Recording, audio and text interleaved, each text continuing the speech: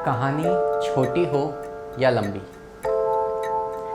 कहानी अच्छी हो या बुरी, यदि हालात पर तुम्हारी पकड़ मजबूत है तो जहर उगलने वाले भी तुम्हारा कुछ नहीं बिगाड़ सकते।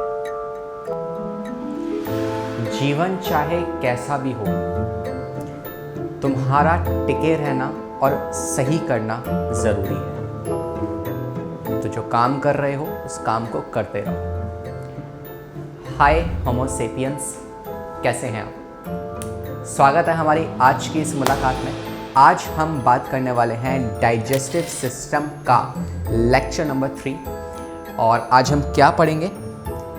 तो यार स्क्रीन पे तुम्हें सामने तुम्हारे पाचन क्रिया डाइजेस्टिव सिस्टम की कुछ लेयर्स दिख रही होंगी। आज हम इन लेयर्स के ऊपर जिक्र करने वाले हैं। सेशन को देख के शायद ऐसा लगे कि क्या ही पढ़ लिया, मगर अगली मुलाकात में, अगले सेशन में तुम्हें लगेगा कि अच्छा किया जो पढ़ लिया।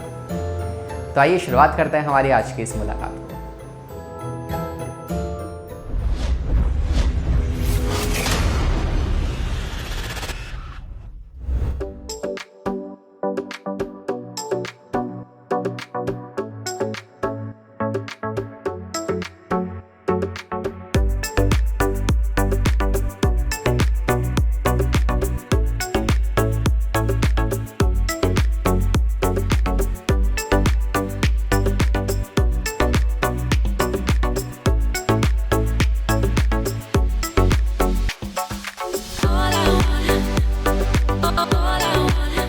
तो यार अभी तक हम डाइजेस्टिव सिस्टम के चैप्टर के अंदर क्या क्या पढ़ चुके हैं?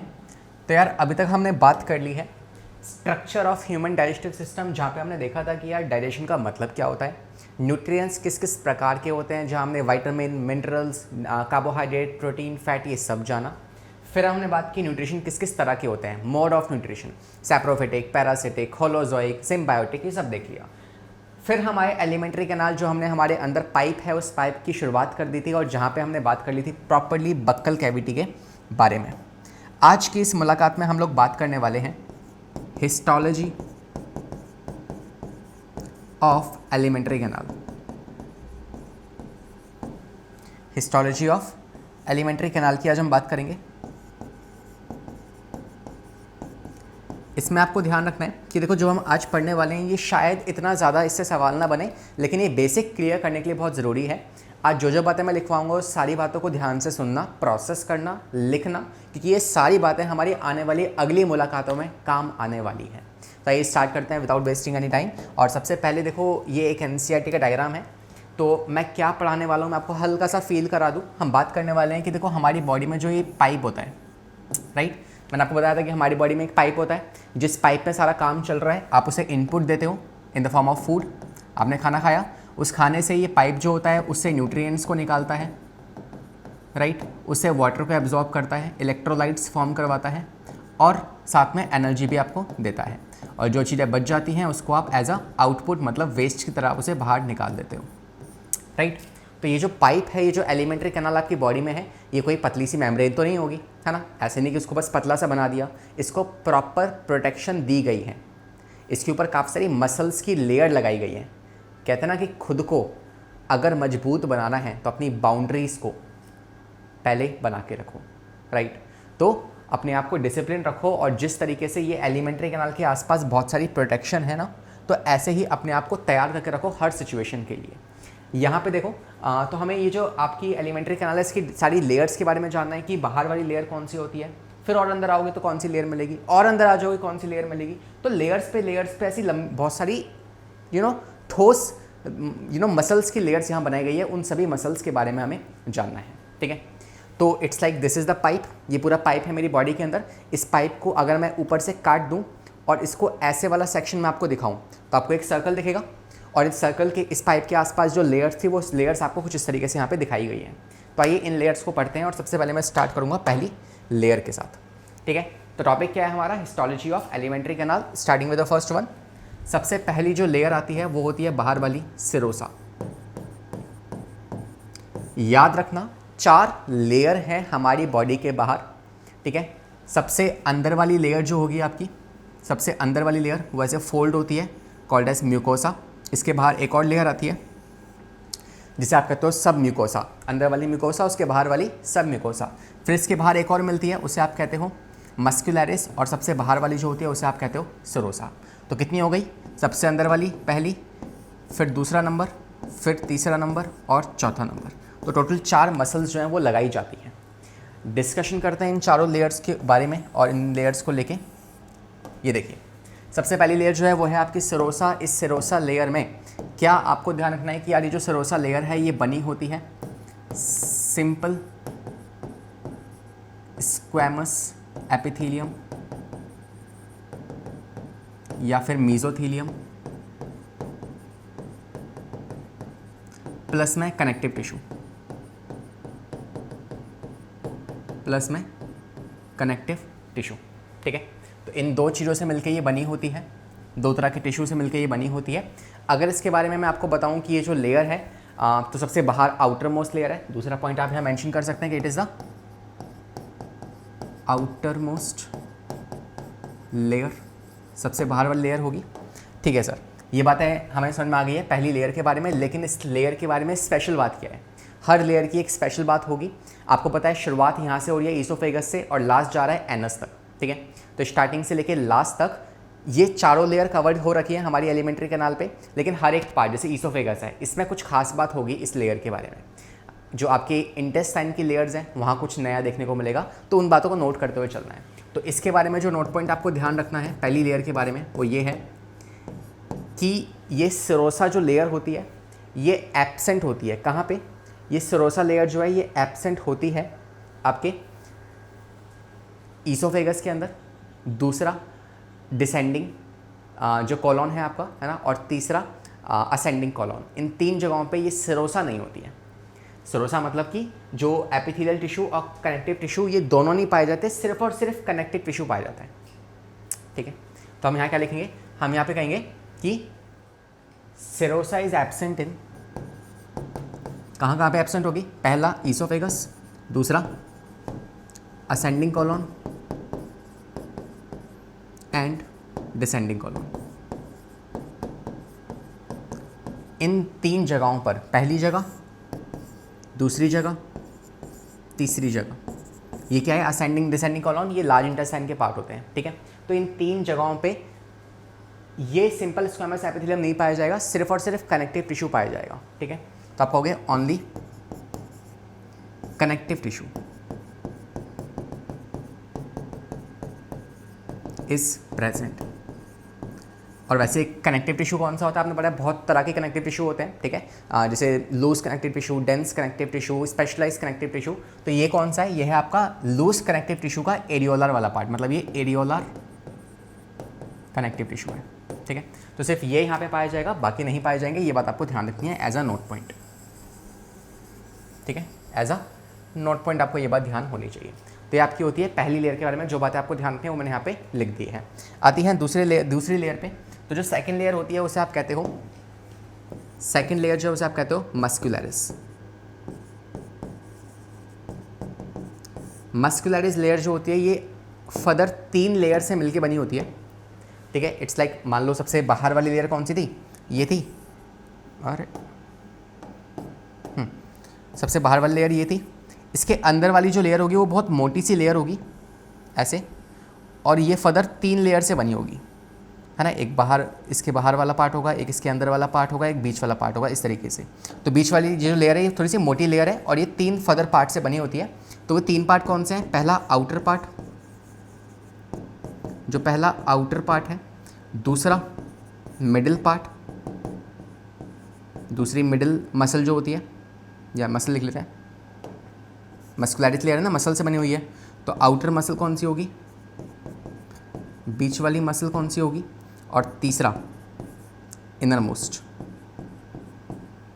इनर मसल कौन सी होगी वो लिखते हैं। ठीक है, तो जो आउटर मसल होती है उसे आप कहते हो, जो आउटर मसल होती है उसे आप कहते हो लॉन्गिट्यूडनल। लॉन्गिट्यूडनल मसल पाई जाती है। बीच वाली जो मसल होती है उसे आप कहते हो ओब्लीक। लेकिन आपको ध्यान रखना है कि यार जो बीच वाली मसल है वो सिर्फ और सिर्फ स्टमक में पाई जाती है, only in stomach, only in stomach. और तीसरी बात, जो ये तीसरी वाली लेयर है ये बनी होती है सर्कुलर मसल से, सर्कुलर मसल से बनी होती है, ठीक है। तो ये आ गई आपकी सेकंड, दूसरी लेयर कौन सी, मस्कुलरिस। ये 3 लेयर से बनी होती है, बाहर वाली outermost which is your longitudinal, बीच वाली ऑब्लिक, सबसे अंदर वाली सर्कुलर। लेकिन ऑब्लिक पाई जाएगी सिर्फ और सिर्फ स्टमक में। बाकी जो आपके एलिमेंट्री कैनाल है उसमें मस्कुलरिस तो होगी लेकिन उसकी ऑब्लिक वाली नहीं होगी, सिर्फ स्टमक में पाई जाएगी। अब सर स्टमक में क्यों है, ऐसी क्या स्पेशल बात है? तो ये इस वाले की नोट पॉइंट याद रखते हैं।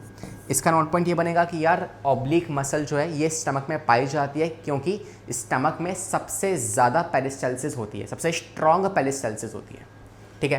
तो हम यहाँ क्या लिखेंगे, हम कहेंगे कि we can say oblique muscle is present in stomach as stomach have strong peristalsis।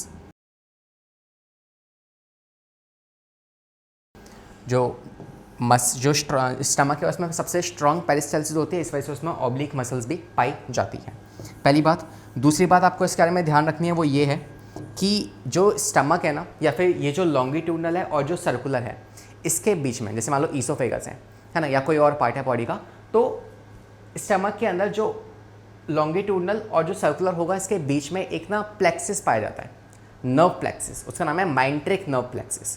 क्या है ये माइंट्रिक नर्व प्लेक्सिस? तो उसके लिए आपको पता होना चाहिए कि ये नर्व प्लेक्सिस क्या होता है। नर्व प्लेक्सिस एक्चुअली कि एक ना काफ़ी सारी न्यूरॉन्स का एक गुच्छा बन जाता है, जैसे नोड होता है ना, नोड, ठीक है। मान लो काफ़ी सारी न्यूरॉन नर्व सेल्स जो है वो एक साथ यहाँ लगी पड़ी हैं जो कि ब्रेन से कमांड लेके आ रही है, तो उसे कहते हैं नर्व प्लेक्सिस। तो यहाँ पे क्या होगा, यहाँ पे आप कहोगे कि एक प्लेक्सिस है जिसका नाम है, क्या नाम है, we call it myenteric nerve plexus. ये पाया जाता है कौन सी लेयर के बीच में? It is present between the longitudinal and circular muscles, किसके, इंटेस्टाइन के, ठीक है। पहली बात जो स्पेशल बात है वो स्टमक के बारे में है कि स्टमक के पास ऑब्लिक मसल्स एक्स्ट्रा होती है। दूसरी बात, इंटेस्टाइन में ये जो वाली मसल है मस्कुलरिस जो है, इंटेस्टाइन की जो मस्कुलरिस है उसमें से जो लॉन्गिट्यूडनल और सर्कुलर है इसके बीच में एक क्या पाया जाएगा, माइंट्रिक नर्व प्लेक्सिस, जो क्या करेगा, इट विल रेगुलेट, या पहले तो ये कहाँ पाया जाता है, it is between longitudinal and circular muscle, circular muscle of intestine,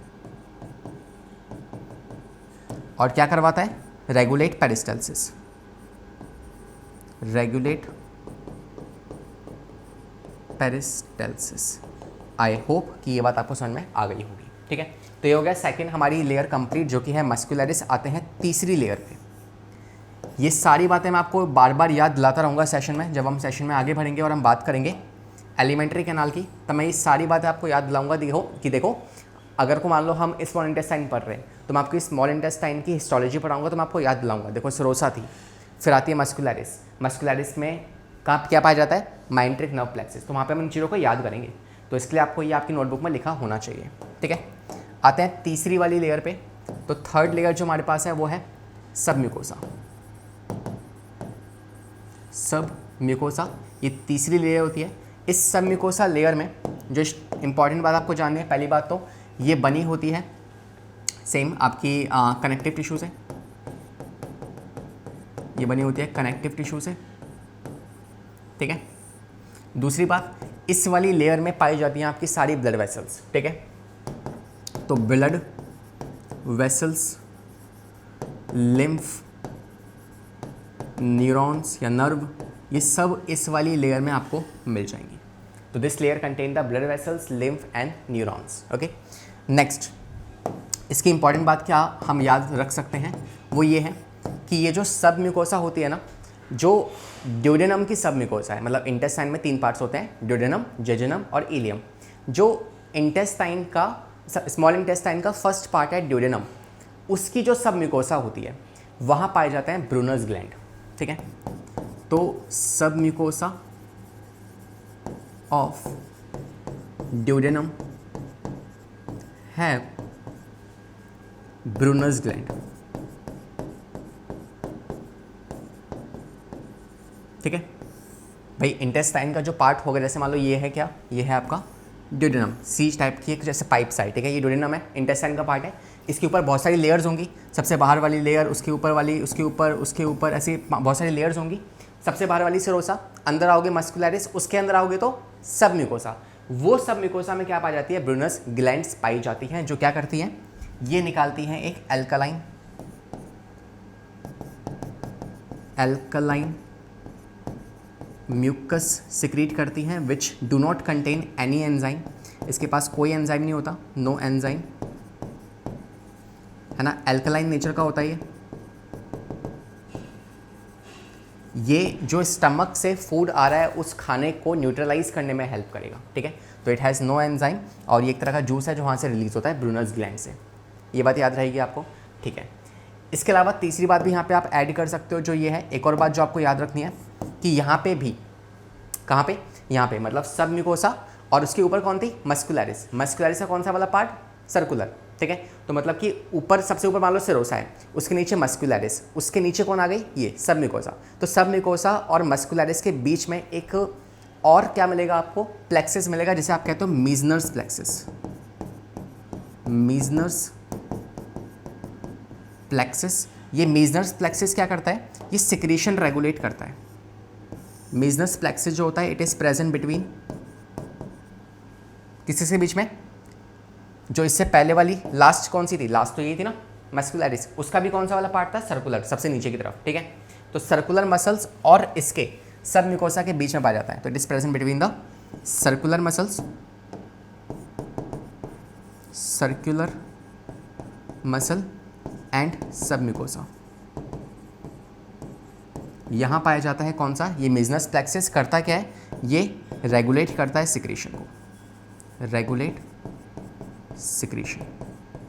आगे बात समझ में। तो ये होता है आपके पास ये वाली लेयर, इसके बारे में ये इंपॉर्टेंट बातें आपको याद होनी चाहिए।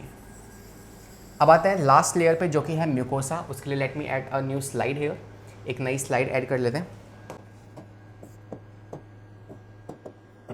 तो अब आते हैं तीसरी वाली लेयर पे, जो कौन सी है, वी कॉल इट, सॉरी चौथी वाली, विच इज म्यूकोसा। और ये जो म्यूकोसा लेयर है, ये किस चीज़ से बनी होती है, पहली बात, ये एक्चुअली 3 सब लेयर से बनी होती है, 3 सब लेयर। और वो कौन सी सब लेयर्स हैं, पहली जो सब लेयर है उसे आप नाम देते हो, पहली सब लेयर को आप कहते हो मस्क्यूलरिस इंटरना, मस्क्यूलरिस इंटरना। दूसरी जो होती है उसे आप कहते हो लैमिना प्रोप्रिया, ठीक है। अयो ये क्या हो गया, लैमिना प्रोप्रिया। और तीसरी जो होती है उसे आप नाम देते हो endothelium of mucosa, endothelium of mucosa. तो ये 3 सब लेयर से बनी होती है, ठीक है। सबसे बाहर वाली जो है आपकी मतलब ये वाली, देखो म्यूकोसा एक मोटी सी लेयर है, सबसे अंदर वाली है, ठीक है। और इसमें 3 फर्दर लेयर्स आती हैं। पहली लेयर कौन सी है, मस्कुलरिस इंटरना। ये जो होती है, इसके भी फर्दर 2 पार्ट्स होते हैं, वही सेम आउटर वाली, बिकॉज ये मस्कुलर है। तो मस्कुलर में कौन सी आती है, सर्कुलर, लॉन्गिट्यूडनल, ऑब्लिक। लेकिन ये इंटेस्टाइन है, मतलब ये तो आपके पास म्यूकोसा है, तो म्यूकोसा में तो ऑब्लिक नहीं होती है, ठीक है। तो यहाँ पे आउटर मोस्ट जो होगी वो होगी लॉन्गिट्यूडनल, और इनर वाली जो बनी होगी वो बनी होगी सर्कुलर से। बात नंबर 1। दूसरी बात, लैमिना प्रोप्रिया जो है ये अगेन कनेक्टिव टिश्यू से बनी होती है, और इस पे पाए जाते हैं ब्लड वेसल्स, लिम्फ और न्यूरॉन्स। ये सब कुछ जो है वो आपको इस वाली लेयर में लैमिना प्रोप्रिया में मिल जाएगा। लेकिन लैमिना प्रोप्रिया की एक स्पेशल बात जो आपको ध्यान यहाँ पे रखनी होगी वो क्या है, वो ये है कि जो लैमिना प्रोप्रिया होती है किसकी, आपके इंटेस्टाइन का दूसरा वाला पार्ट इलियम। तो लैमिना प्रोप्रिया, या सिंपली म्यूकोसा लिखते हैं यहाँ पे, है ना, because lamina propria is a part of mucosa. तो म्यूकोसा ऑफ इलियम, इलियम क्या है, स्मॉल इंटेस्टाइन का पार्ट है। Ileum of mucosa, mucosa of ileum के पास क्या होती है, इसके पास होता है पेयर्स पैचेस, पेयर्स पैचेस। अब ये पेयर्स पैचेस क्या है, तो ये लिम्फॉइड ऑर्गन होते हैं, इट्स अ लिम्फॉइड ऑर्गन। ये सब बातें आप धीरे धीरे जानोगे, अब इसे लिख लो ताकि आपके पास ये बातें लिखी रही, ताकि जब हम आगे कुछ पढ़ेंगे तो मैं आपको वापस इन पेजेस पे, इन नोट्स पे लेके आ पाऊँ और आपको याद दिला पाऊँ कि देखो हमने क्या पढ़ा था, ठीक है। इसीलिए लिम्फॉइड ऑर्गन्स, तो एक तरह के लिम्फॉइड ऑर्गन्स होते हैं जो कि फाइटिंग में हेल्प करते हैं। मान लो कोई अगर बैक्टीरिया वगैरह आ गया बाहर से, कोई पैथोजन आ गया, तो उससे फाइट करने के लिए क्या होते हैं, लिम्फॉइड ऑर्गन हमारे पास होते हैं जो फाइटिंग करवाते हैं, ठीक है। तो पेयर्स पैचेस पाए जाएंगे कहाँ पे, आपकी म्यूकोसा ऑफ इलियम के पास, ठीक है। तो ये बात आपको यहाँ पे ध्यान रखनी है।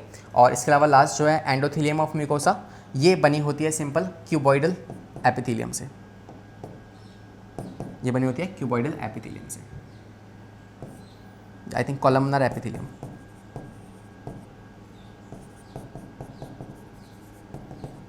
ठीक है, तो पूरी एलिमेंट्री कैनाल की जो तीसरी वाली लेयर है एंडोथेलियम ऑफ म्यूकोसा, ये बनी होती है कॉलमनर एपिथेलियम से, लेकिन एक्सेप्ट 3 पार्ट।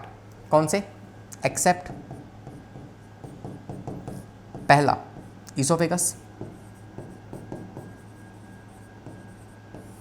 पहला ईसोफेगस को छोड़ दो, ठीक है। दूसरा आप छोड़ दो एनल कैनाल, इसको भी छोड़ दो, एंड एनल कैनाल, ये जो 2 पार्ट हैं ये बने होते हैं किससे?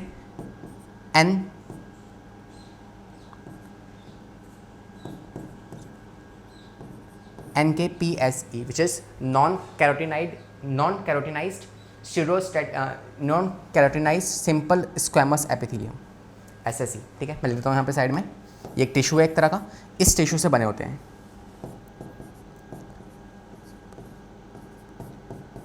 Non keratinised simple squamous epithelium,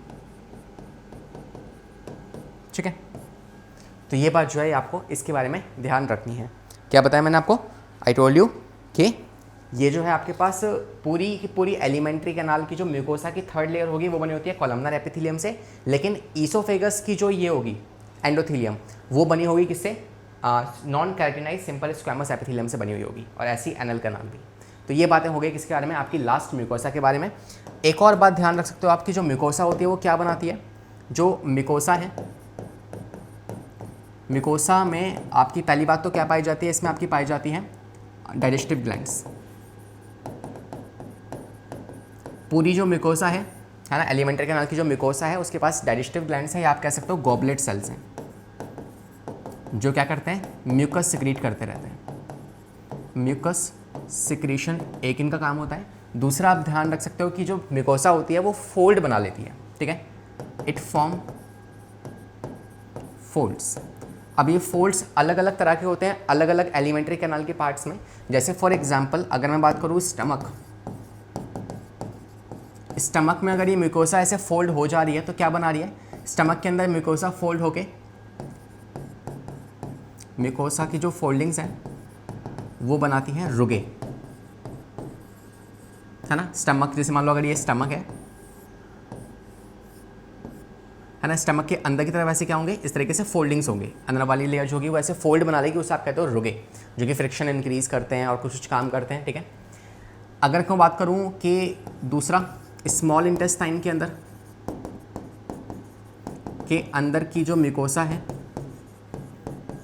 mucosa की जो फोल्डिंग है वो क्या बना सकती है? तो स्मॉल इंटेस्टाइन में अगर म्यूकोसा फोल्ड हो गई तो वो क्या बना लेगी? तो वो बना सकती है 3 चीज़ें। पहली चीज़ विलाई, विलाई जो क्या होते हैं? जो कि परमानेंट फोल्ड्स होते हैं to increase surface area for absorption, ठीक है। ये रुगे जो होते हैं ये टेम्परेरी फोल्ड्स होते हैं, ये परमानेंट नहीं है, टेम्परेरी फोल्ड्स हैं, कभी होंगे फिर कभी गायब हो जाएंगे, फिर आ जाएंगे फिर गायब हो जाएंगे। लेकिन जो विलाय हैं वो परमानेंट फोल्ड्स होते हैं, पहली चीज़ तो। दूसरा ये बना सकते हैं प्लाइका सर्कुलरिस, प्लाइका सर्कुलरिस या जिसको आप कर्करिंग फोल्ड्स भी कहते हो, ठीक है। ये भी क्या है, ये भी एक तरह के ऐसे फोल्ड्स जो हैं वो बन जाते हैं। और तीसरा क्या बना सकती है, माइक्रोविलाई, माइक्रो, या इनफैक्ट ना आप इसको नंबर 1 दे दो, इसको 2 दे दो, इसको 3। क्यों, मैं अभी समझाता हूँ आपको। माइक्रोविलाई ये क्या है, ये विलाई के ऊपर प्रेजेंट होती है। जैसे फॉर एग्जांपल ये इंटेस्टाइन है ना, तो इंटेस्टाइन की जो पहले फोल्ड, ये मिकोसा है, इंटेस्टाइन की मिकोसा, वो पहला फोल्ड बनाएगी। इस फोल्ड को आप कहते हो क्या, प्लाइका सर्कुलरिस, नंबर 1 फोल्ड। इस वाले फोल्ड के ऊपर और फोल्ड्स बनेंगे और इन वाले फोल्ड्स को आप कहते हो क्या, विलाई, तो हो गया सेकंड नंबर। और इन वाले विलाई के ऊपर और पतले पतले से ऐसे फिंगर लाइक प्रोजेक्शंस होंगे, उन्हें आप कहते हो क्या, माइक्रोविलाई, ठीक है। तो ये हो गई माइक्रोविलाई, ठीक है। ये हो गया आपके पास विलाई और ये हो गया प्लाइका सर्कुलरिस, ठीक है। तो इस तरीके से अंदर की तरफ फोल्डिंग्स बन जाएंगी स्मॉल इंटेस्टाइन में। तो ये आपकी सारी लेयर्स यहाँ पे ख़त्म होती है। और लास्ट में आप एक और चीज़ यहाँ पे ध्यान रख सकते हो, वो क्या है, वो ये है कि हम डायग्राम देख लेते हैं फटाफट से, जो हमने सीखा अभी कौन कौन सी लेयर्स होती हैं। तो भाई मान लो अगर ये आपकी एलिमेंट्री कैनाल है, उसको मैंने ऐसे काटा, ऐसे टर्न किया और आपको ये वाला सेक्शन दिखा रहा हूँ, तो आपको एक सर्कल दिखेगा ना, इस पाइप के अंदर का सर्कल। तो इस पाइप में सबसे अंदर वाली लेयर कौन सी होगी, तो inner most layer is going to be, जो फोल्डिंग्स बना रही है वो हो गई मिकोसा। इसके बाहर वाली लेयर कौन सी आएगी, तो नेक्स्ट लेयर जो आएगी वो होगी, दिस इज सब मिकोसा। फिर इसके ऊपर वाली लेयर कौन सी आएगी, इसके ऊपर वाली जो लेयर आएगी वो आएगी थोड़ी सी मोटी होती है, जिसे आप कहते हो मस्कुलरिस, जिसके फर्दर 3 पार्ट्स होते हैं। जैसे मान लो ये वाला सबसे अंदर वाला कौन सा होगा, अगर हम बाहर से अंदर आएंगे तो सबसे बाहर वाली लेयर कौन सी थी, सबसे आउटर मोस्ट जो लेयर थी वो थी सिरोसा, मान लो ये थी सिरोसा। के अंदर आपको पता है ये कौन सी है, ग्रीन वाली, दिस इज मस्कुलरिस। लेकिन मस्कुलरिस के 3 पार्ट थे, तो बाहर की तरफ कौन सा वाला पार्ट था, लॉन्गिट्यूडनल। तो मान लो ऐसे लंबा लंबा से बना रहा हूँ मैं, ठीक है। तो ये लॉन्गिट्यूडनल हो गया,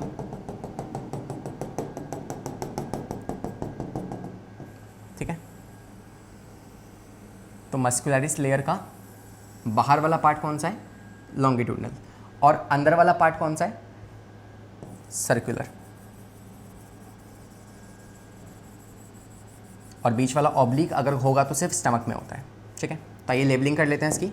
सबसे outer most layer is serosa, फिर इसके अंदर वाली कौन सी है, ये पूरी यहाँ से लेके यहाँ तक, which is longitudinal, sorry muscular, जिस मस्कुलर के 2 पार्ट्स हैं, कौन कौन से, पहला पार्ट जो ये वाला है बाहर वाला, विच इज़ आउटर लॉन्गिट्यूडनल, और इनर वाला कौन सा है, सर्कुलर, ठीक है। फिर आएगी इसके अंदर वाली layer, that inner layer is called as, this is called as सबमिकोसा,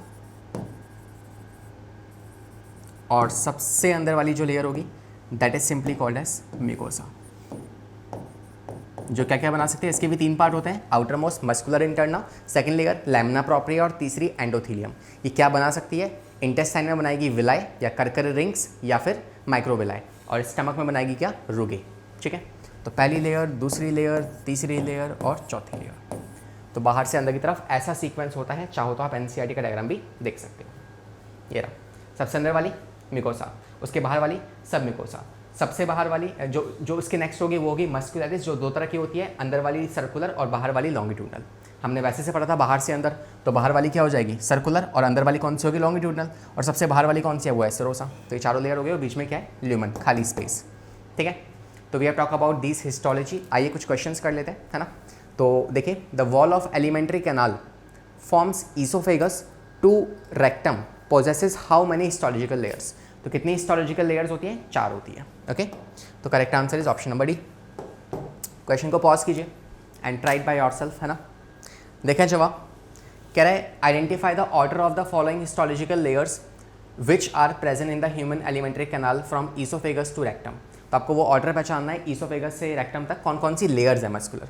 तो पहली वाली लेयर है, एक मस्कुलर लेयर होती है ना, हिस्टोलॉजी। दूसरी Bowman's capsule is not a layer, muscularis एक लेयर होती है, सब मिकोसा एक लेयर होती है, और मिकोसा एक लेयर होती है। तो ए, सी, डी और ई। तो ए, सी, डी और ई, मतलब option number D is the correct answer, okay.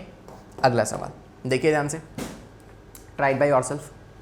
कह रहा है which of the following is the outer most histological layer of alimentary canal. सबसे बाहर वाली लेयर कौन सी होती है? सबसे बाहर वाली लेयर कौन सी होती है? तो देखो जनरली आपको पता है कि सबसे आउटर मोस्ट कौन सी है? सिरोसा। सबसे अंदर वाली कौन सी है? मिकोसा। तो आउटर मोस्ट इज सिरोसा, ठीक है। नेक्स्ट देखो, कह रहा है where does the oblique muscles is found. तो आपको पता है ऑब्लिक जो है वो किसका पार्ट है? मस्कुलरिस का। मस्कुलरिस के 3 पार्ट होते हैं, आउटर मोस्ट लॉन्गिट्यूडनल, बीच वाली ऑब्लिक और सबसे अंदर वाली सर्कुलर। तो ये ऑब्लिक कहाँ पाई जाती है? तो ऑब्लिक पाई जाएगी आपके स्टमक के अंदर, सिर्फ स्टमक के अंदर, और कहीं नहीं पाई जाएगी। अगला सवाल, पहचानो, लगाओ दम, फिर मैं भी एक सवाल पूछूंगा तुमसे। कह रहा है mucosal layer that forms irregular fold in the stomach. तो स्टमक के अंदर पाए जाने वाले फोल्ड्स को आप क्या कहते हो? जो कौन बनाती है? जो म्यूकोसा बनाती है, जो म्यूकोसा बनाती है। तो वो होते हैं रुगे। क्या होते हैं? रुगे। और वहीं अगर आपसे मैं पूछ लूँ बताओ इंटेस्टाइन में बनने वाले फोल्ड्स क्या होते हैं? तो आप कहोगे विलाई, ठीक है। सबसे पहला फोल्ड क्या होता है? ऐसे मान लो ये है, तो पहला वाला फोल्ड क्या होगा? प्लाइका सर्कुलरिस। इसके ऊपर पाई जाती है विलाई, और विलाई के ऊपर भी क्या होते हैं? माइक्रोविलाई। तो ऐसे ही 3 चीज़ें मिलके सरफेस एरिया को 620 टाइम्स इंक्रीज कर देते हैं, 20 से 60 टाइम्स, ठीक है। नेक्स्ट आपसे कह रहा है mucosal layer that forms small finger like projections in the intestine is called as. इंटेस्टाइन में जो प्रोजेक्शंस बन रही होते हैं, what do we call this? तो आप सिंपली यहाँ पे लिखोगे villi. Mucosal layer that forms small finger like projection in intestine, हाँ, तो we call them as a villi, ठीक है। प्रायोरिटी क्या होगी? अगर को ऑप्शन में दिया हुआ है प्लाइका सर्कुलरिस, है ना, या फिर करकरिंग रिंग्स, तो आप वो लगाओगे। वो नहीं दिया तो फिर विलाई की प्रायोरिटी होगी, और विलाई भी नहीं है तो फिर माइक्रोविलाई की प्रायोरिटी होगी, ओके। अगला सवाल आपसे कह रहा है कि mucosal layer that forms the depression in between the villi of intestine is called as. ये सवाल हमने अभी नहीं किया है, इसको आप छोड़ भी सकते हो, लेट्स लीव दिस क्वेश्चन, ये हम पढ़ेंगे आगे, ओके। अगला कह रहा है in the wall of alimentary canal which are true sequence from outer to inner, मतलब सिरोसा से म्यूकोसा तक। तो बाहर वाली सिरोसा, फिर आएगी आपके पास मस्कुलरिस जिसके 3 पार्ट हैं, लॉन्गिट्यूडनल, ऑब्लिक, सर्कुलर, फिर आएगी सब म्यूकोसा, और फिर लास्ट में आएगी आपकी म्यूकोसा जिसके फर्दर 3 पार्ट हैं, मस्कुलर इंटरना, लेमिना प्रोप्रिया और एंडोथेलियम ऑफ म्यूकोसा। सीक्वेंस मैंने आपको बता दिया है, मैच कर लीजिए। सबसे आउटर मोस्ट सिरोसा, ठीक है, फिर लॉन्गिट्यूडनल, फिर ठीक है, फिर म्यूकोसा और फिर सब म्यूकोसा, नहीं, पहले सब म्यूकोसा फिर म्यूकोसा आती है। म्यूकोसा पहले आती नहीं है, ऐसे भी काट दो। Serosa, longitudinal, circular, submucosa, mucosa, absolutely correct. Last भी देख लेते हैं, सिरोसा, लॉन्गिट्यूडनल, सब म्यूकोसा, फिर म्यूकोसा। तो यहाँ पे सर्कुलर मिसिंग है, इस वजह से option number C is more preferred, okay. तो ये भी हमारा हो गया, एंड शेयर भी एंड ऑल द क्वेश्चंस। तो हमने आज पूरी हिस्टोलॉजी पढ़ ली, हमने सारे के सारे क्वेश्चंस भी लगा लिए, ठीक है। अब अगले वाली मुलाकात में हम स्टार्ट करेंगे ईसोफेगस से लेके लार्ज इंटेस्टाइन तक, जहाँ पे मैं आपको इन सब ऑर्गन्स के बारे में सब कुछ बताऊंगा, और साथ में आपको हिस्टोलॉजी भी पढ़ाऊंगा। अब हिस्टोलॉजी आप पहले से पढ़ चुके हैं तो पढ़ के आना, और मिलेंगे हमारी अगली मुलाकात में। इसका कुछ खास डीपीपी आपको नहीं मिलेगा, बिकॉज जितने क्वेश्चन थे मैंने आपको यहीं करा दिए, लेकिन हाँ ये पता होना चाहिए आपको, इसलिए एज अ बोनस सेशन मैंने आपको ये सेशन दे दिया। तो मिलेंगे हमारी अगली मुलाकात में, पढ़ाई करते रहें, सेफ रहें, bye bye. I wake up to a little bit of drool on my pillow, feel like it's gonna be a bad day. Yeah, I'm tired of shit, and the coffee ain't hit yet, damn ain't that great. I don't wanna go to work, cause my boss is a jerk.